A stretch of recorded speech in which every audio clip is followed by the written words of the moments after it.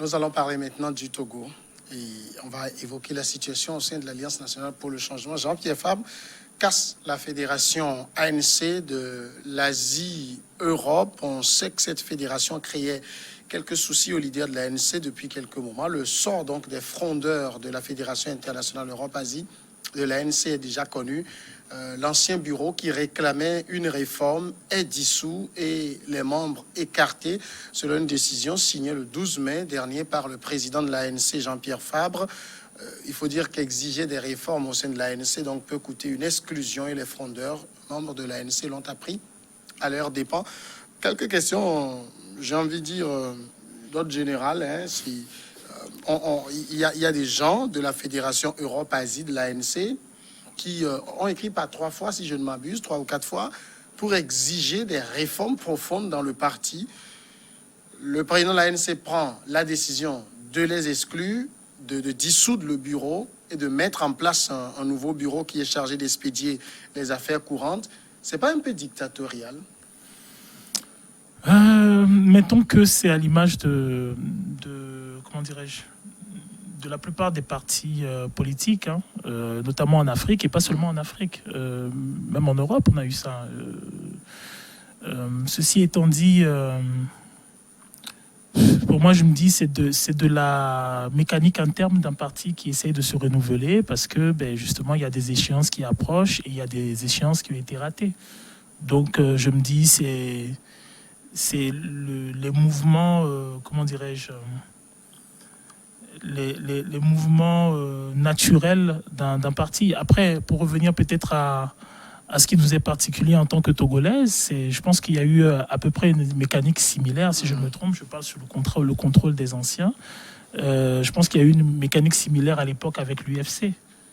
Et que c'est des frictions au sein de l'UFC qui ont amené une dislocation, qui a amené l'ANC actuelle.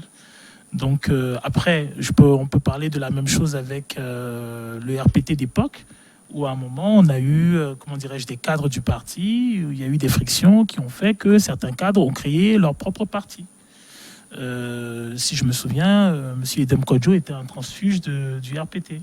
M. Daokou Péré était un transfuge du RPT. Donc, mettons, comme je dis, que c'est quelque chose de très récurrent au sein des partis politiques africains où, très souvent, on a, comment dirais-je, une certaine centralisation de l'autorité et des pouvoirs. Et on a, en tout cas, s'il y a débat, ce sont des débats qui sont très peu publics, très peu manifestés. J'ai pas eu dire qu'on a, comment dirais-je, des investitures au sens pur du terme. Donc, je mentirais si je vous dis que je suis étonné, quoi. Pour moi, c'est un parti qui prépare les prochaines échéances et qui essaye de serrer les rangs. Même en France, on a eu ça avec Marine Le Pen. Avant elle, on a eu ça avec Jean-Marie Le Pen. On a eu le cas avec Chirac. On a eu le cas avec Sarkozy. Bon, c'est la dynamique des partis, moi je dirais des partis qui s'inspirent de modèles, je pourrais oser dire occidental, mais même là je me retiens parce que bon, voilà. Alors, ici, on a ça avec le PDCI en Côte d'Ivoire. La fronde, je l'ai dit tantôt, c'est pour exiger des réformes. Les frondeurs exigeaient l'organisation d'un congrès extraordinaire pour sortir le parti de l'abîme dans lequel il semble se précipiter inexorablement en refusant de coopérer avec d'autres partis. Est-ce qu'on va dire que dans l'ANC, on n'aime pas la contradiction? Non. La situation... Ou simplement, on n'aime pas le désordre? La situation à l'ANC, d'après moi, se présente comme suit. Il y a le président de la Fédération Europe-Asie, plus 8 autres personnes, qui sont qui fait un total de 9, qui disent que l'ANC ne prend pas la bonne marche. Le président a envoyé un courrier au président à Lomé. Ce même courrier se retrouve sur les réseaux sociaux. Or, dans un parti politique, il faut la discipline. Et la discipline exige que ça soit un débat en interne. Et c'est quand ça ne va pas que ça peut fuiter. on l'a laissé faire. Et dans cette fédération, il n'y a pas que 9 personnes. La diaspora, Europe, Asie, il y a un effectif consistant, mais ils ne sont que 9 frondeurs. Pour les régionales, l'ANC voudrait prendre cette disposition pour y participer. Et c'est là où ils ont encore écrit pour dire non. Le président du parti a cassé la fédération en mettant un groupe en place pour expédier les affaires courantes. Et il n'a pas décidé seul. Il a un bureau. Et s'il a signé le document, c'est qu'il a eu le feu vert du bureau. C'est ça, c'est comme ça que moi, je vois la chose. Et il faut cette discipline-là. Dans un parti, il faut la discipline. Et un débat, ça se fait en interne et non sur les réseaux sociaux. Ils sont 9 à être frondeurs. Or, la diaspora, Asie, Europe, ce n'est pas 9 personnes. Le président de la ANC a pris, selon moi, la bonne décision. Point. D'accord. Moi, je lis quand même quelque part dans la décision du président national, parce que c'est un peu une décision du président de l'ANC, puisque dans la note, il y a un certain nombre d'articles du parti et des statuts du règlement intérieur qui sont visés, vu la note circulaire numéro du 25 mars 2021 portant suspension des réunions du Bureau national et appelant la pleine application de l'article 18 bis des statuts en raison de la situation de force majeure liée au renforcement des mesures d'urgence. Bref, c'est le président Jean-Pierre Fabre qui décide parce que les réunions du bureau ne se tiennent plus. Donc, c'est une décision de Jean-Pierre Fabre. Il ne veut plus voir de fraude, c'est ça? Bon, c'est vrai que ce n'est pas le bureau de l'ANC, c'est un comité restreint qui a signé, qui a pris cette décision. C'est un peu dommage parce que ça devait être le bureau que ça a plus de force. Bon, c'était justement le sens de la question que je posais. C'est une fédération qu'on dissout et c'est un comité restreint qui dissout une fédération. Il a formé un comité qui va dans le sens qu'il veut, en fait. Sinon, il aurait pu faire avec le bureau. C'est peut-être pour éviter qu'il y ait des dissidences également dans le bureau, parce que la vérité, c'est qu'il n'y a pas la calmie au sein de ce parti. D'abord, après l'épisode de la C14, il y a eu le boycott des législatives de décembre 2018 qui ont donné un coup dur à l'ANC aujourd'hui qui est absente donc, de l'Assemblée nationale. Et puis on a vu les locales et puis tout ce qui s'ensuit avec la présidentielle au cours de laquelle finalement l'archevêque de Lomé a contribué à détruire l'homme politique que Jean-Pierre Fabre.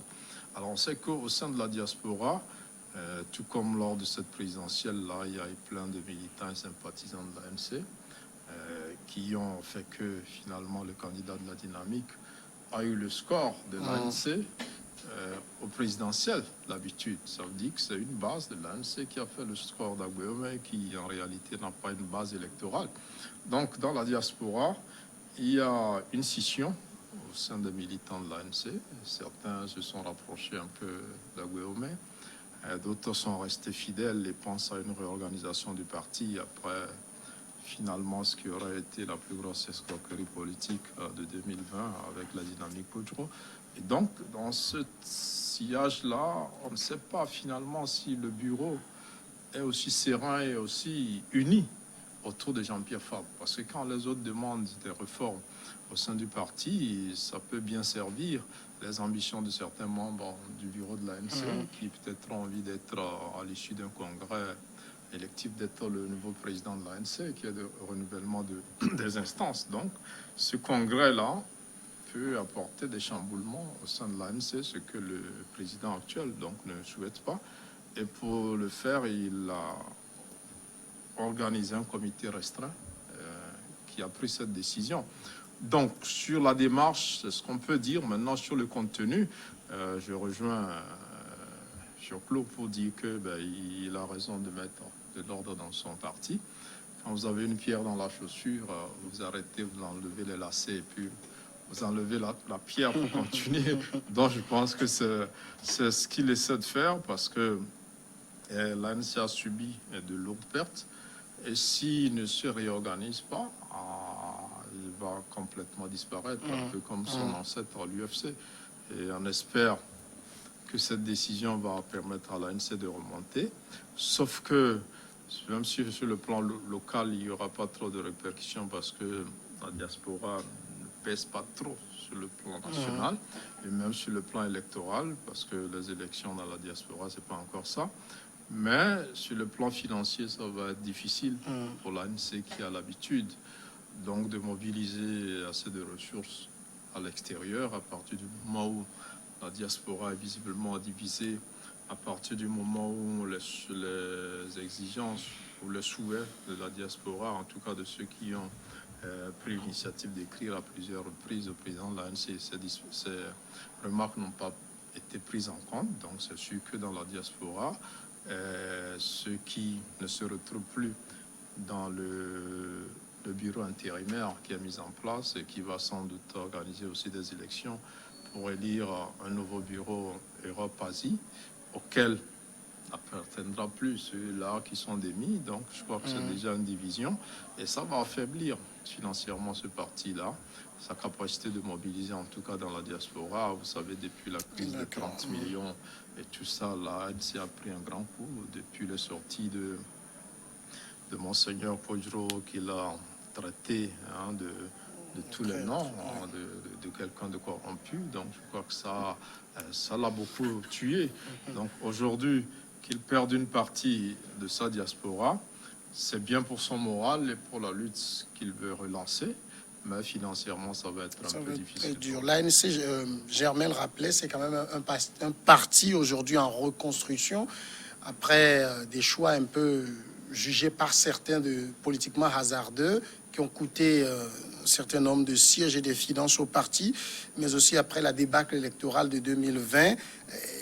Est-ce qu'on ne peut pas, le parti ne pouvait pas essayer de discuter avec ces gens, ces frondeurs? Des frondeurs, il y en a dans tous les pays. Il y a eu des frondeurs au PS, il y a eu des frondeurs à LREM.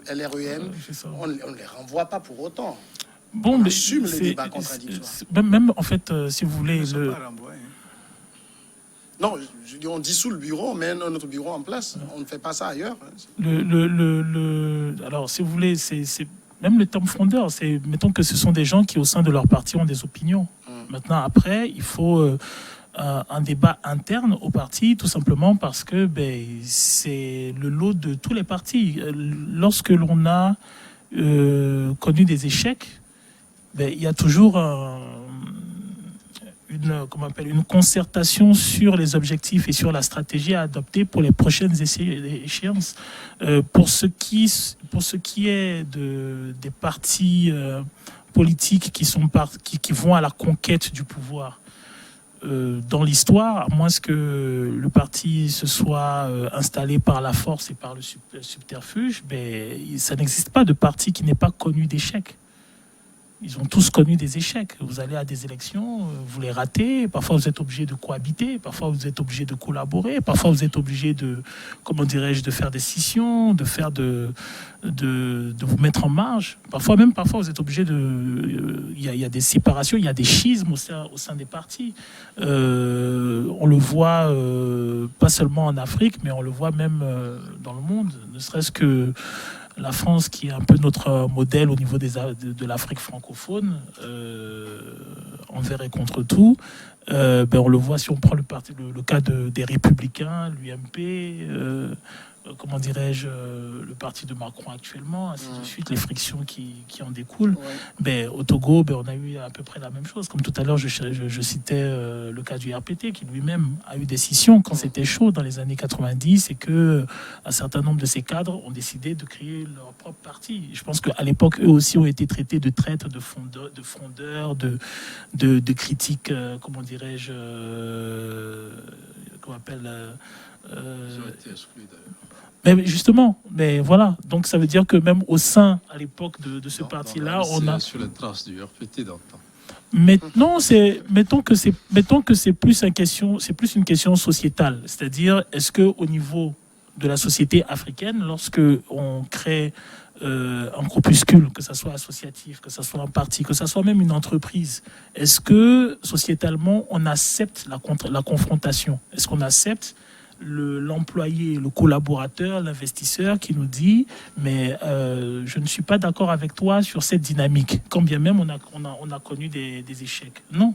Donc les partis sont créés un peu sous le modèle de nos sociétés, des sociétés qui très souvent, lorsqu'il y a comment dirais-je, des groupuscules, on refuse. Il y a un leader qui a l'autorité et qui très souvent est réfractaire à entendre la moindre contestation. On a ça à toutes les strates, que ce soit dans nos familles, dans nos entreprises et bien entendu dans nos partis politiques qui répondent au modèle de la société. Donc le problème quand on a des partis, c'est que est-ce que le leader, alors souvent moi j'utilise le terme de leader gourou. Alors est-ce que le parti est simplement la projection du leader gourou ou est-ce que le parti est l'incarnation d'un message dont est porteur le leader? Si le parti est l'incarnation d'un message dont est porteur le leader, donc c'est un hydre, c'est-à-dire que quelle que soit la tête que l'on coupera en termes de leader au sein de ce parti, il y aura toujours un leader qui émergera. Et c'est ce qu'on a eu, par exemple, aux États-Unis, quand vous voyez, par exemple, la communauté afro-américaine. Et ils ont la première candidate, je me rappelle, c'est Shirley Chisholm. On l'a projeté, on a dit non, c'est un panthère. On l'a mis à la poubelle. Après, ils ont mis Jesse Jackson.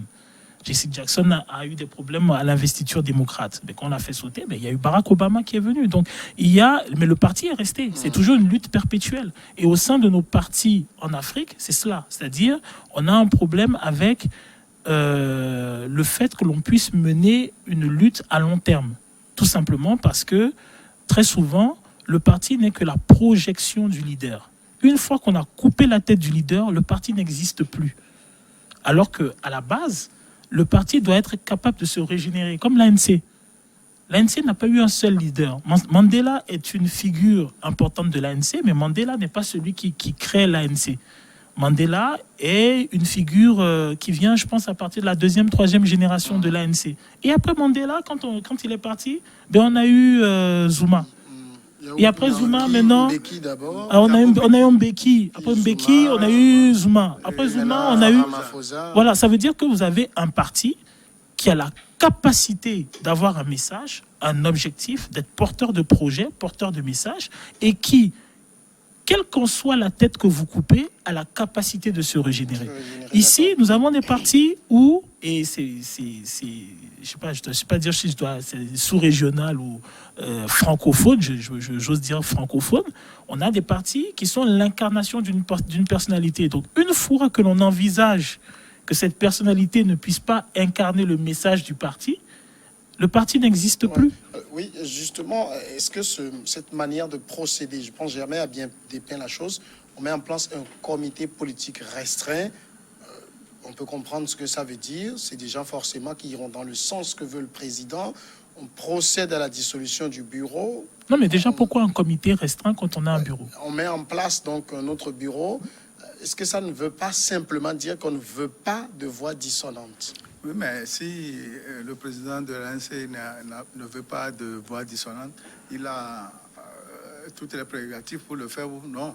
Et en dehors de ça, le président de la Fédération Asie-Europe, quand il n'a plus les mêmes visions, bien les mêmes pensées que le président... Il demandait juste des réformes. Il demande des réformes. Bon, si le président, s'il n'est plus d'accord et qu'il demande des réformes, la seule façon de s'acquitter de cette droite, c'est de dire non, il démissionne du parti, puis c'est tout. Il n'a pas à demander au président de faire des réformes. C'est le président qui a créé le parti avant qu'il n'adhère. C'est pas une secte, hein? C'est le président qui a créé l'ANC avant qu'il ne fasse son adhésion. C'est pas le président qui a créé le parti. Hein? C'est le dissident de l'UFC. C'est le dissident de l'INC, de l'UFC qui ont créé l'ANC avant que lui ne soit adhérent. Oui. Donc il n'a rien à imposer au comité.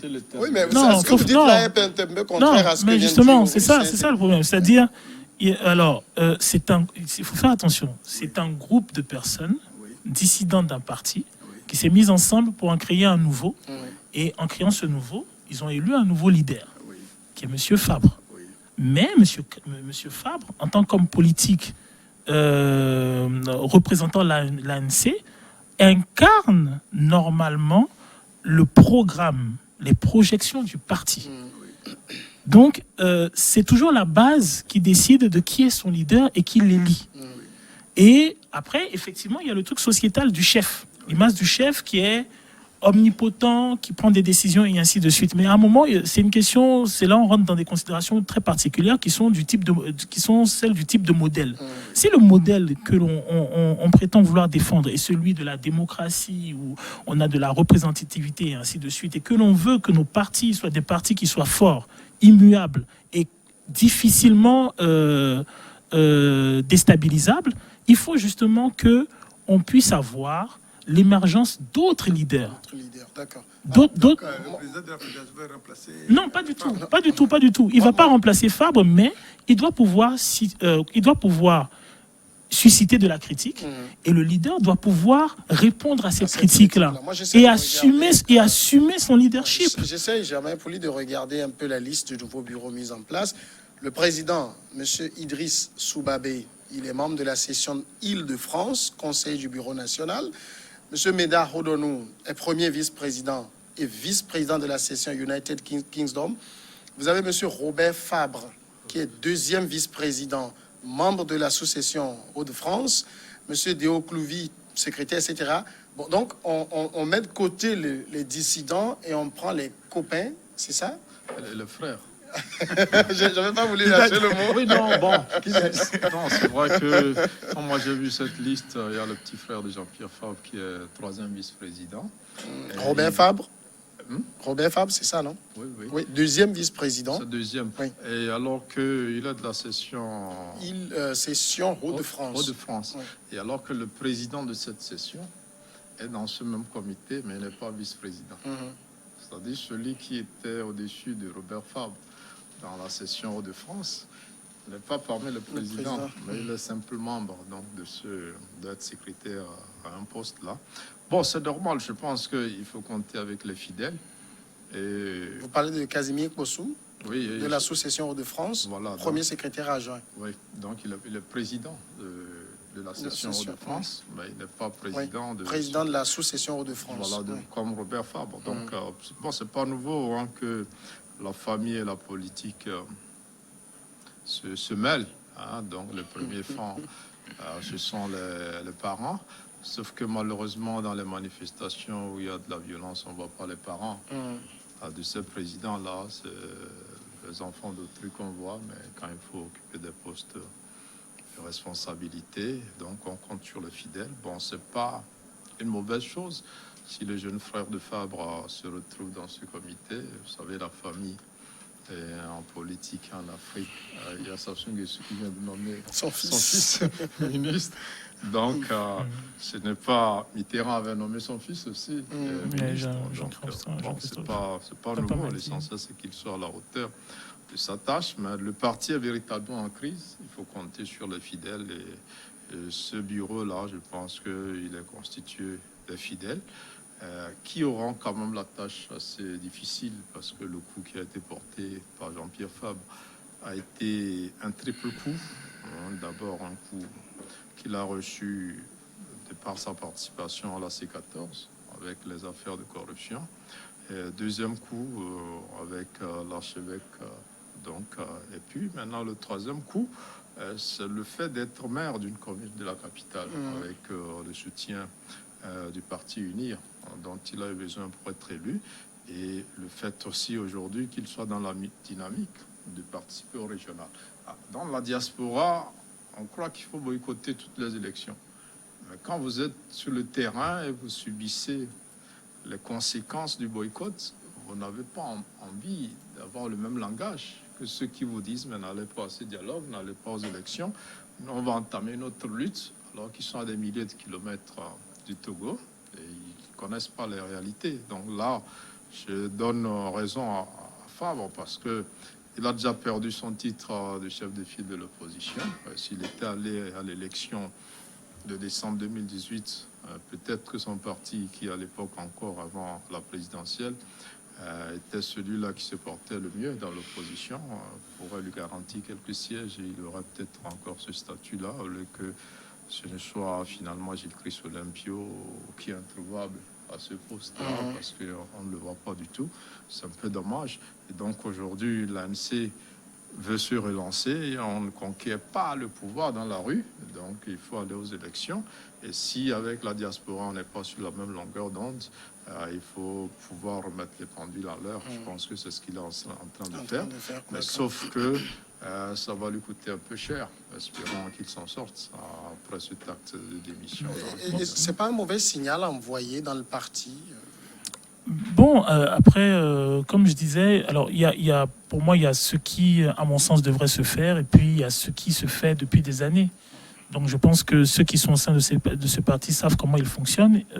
Ceci étant dit, je me dis, pour moi, c'est un peu de l'épiphénomène tout ce qui se passe, parce que c'est de la mécanique interne d'un parti. C'est-à-dire, c'est tout à fait normal pour moi qu'un parti soit en friction interne pour décider de la stratégie qui doit être élaborée.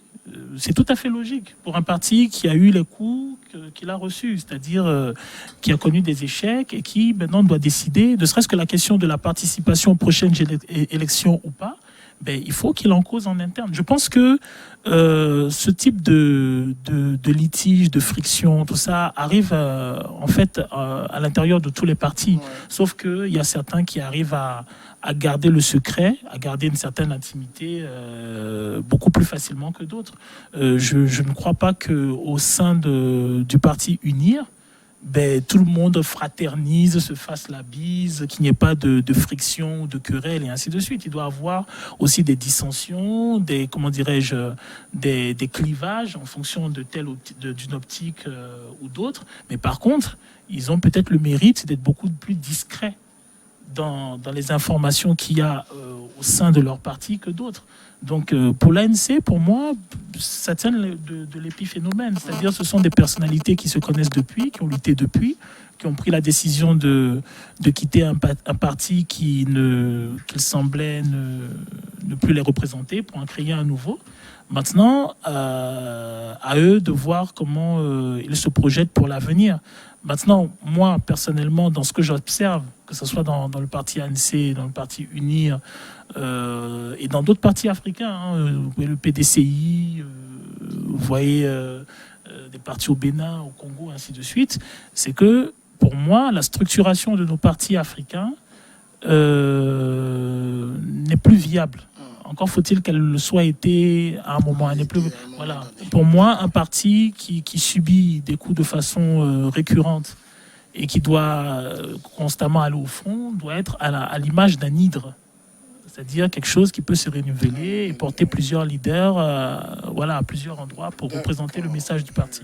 Fioko, rapidement. Oui, au niveau des partis politiques, il faut nécessairement l'engagement, la fidélité, la loyauté pour les postes de responsabilité. Et c'est ce que Fabre vient de faire. Et dans un parti politique, les débats pour les critiques, c'est en interne. C'est en interne. Alter n'est pas le cas. Avec le bureau de la fédération sortant. Ce n'est pas bien. Quand il y a un problème, ça se résout en interne. Et c'est pourquoi on dit souvent le lave-sage se lave en famille. Si les 9 frondeurs veulent effectivement ou bien veulent vraiment que l'ANC aille de l'avant, il serait mieux d'écrire au bureau, au président, et qu'il fasse une discussion comme cela se doit. Mais envoyer un courrier au président et en même temps ce même courrier sur les réseaux sociaux, ça ne fait pas bien. Merci Fioko Messan, merci également à Germain Pouli et merci à Auris Donkovi. Merci Samuel, merci à tous. Merci à tous de nous avoir suivis. Nous sommes encore ensemble demain.